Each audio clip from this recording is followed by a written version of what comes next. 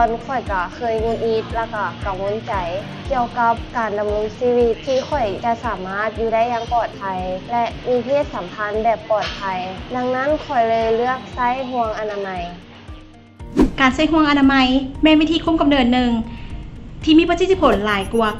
99% ซึ่งห่วงอนามัยมีลักษณะเป็นตัวเต้นนี้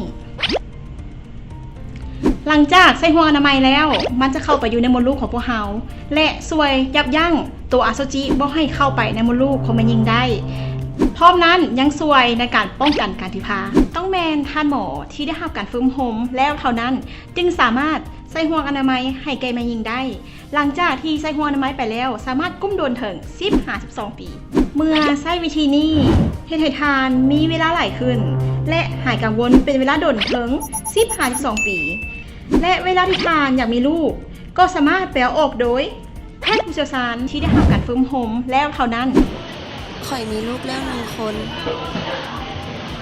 ในตอนนี้ข่อยต้องการที่จะเอาใจใส่ในการเรียกตัวอีกก่อนที่จะเลยมีลูกคนที่2ข่อยก็คิดว่าการใช้ห่วงอนามัยมันสิให้ข่อยเฮ็ดเวียกช้าลงแต่หลังจาก1 หา 2 มื้อผ่านไป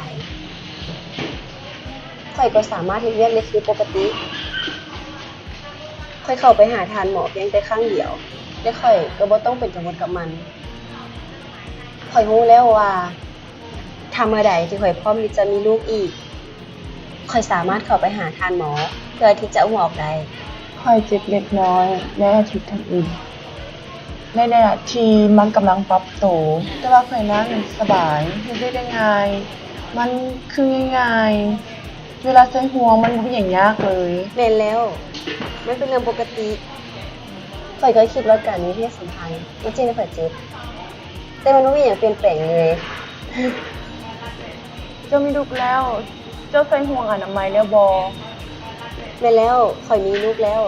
และในอนาคตข่อยอาจสิมีอีกแต่ตอนนี้ข่อยก็มีความสุขหลายกับการใช้ห่วงอนามัยมีหลากหลายวิธีของการคุมกำเนิดที่ทานเลือกใช้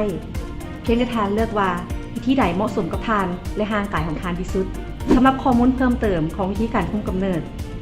อาการข้างเคียงและสถานที่ให้คำปรึกษาทานสามารถกดตามลิงก์นี้ได้เลย